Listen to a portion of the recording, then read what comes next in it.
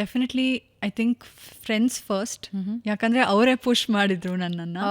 And ನನ್ನ friends every audition ನಾನು ಹೋದವಾಗ actually ನಾನು ಮಾಡಲ್ಲ ಅಂತ ಮನಸ್ಸಲ್ಲಿ ಆಗಿತ್ತು.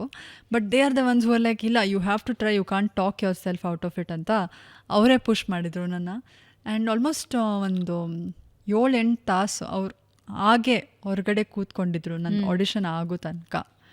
So definitely I owe this to them also in a lot of ways. ಯಾಕಂದರೆ ನನ್ನ ಸೆಲ್ಫ್ ಡೌಟ್ ಬಂದಿದ್ದಾಗ they were the cushion for me ಅಂತ.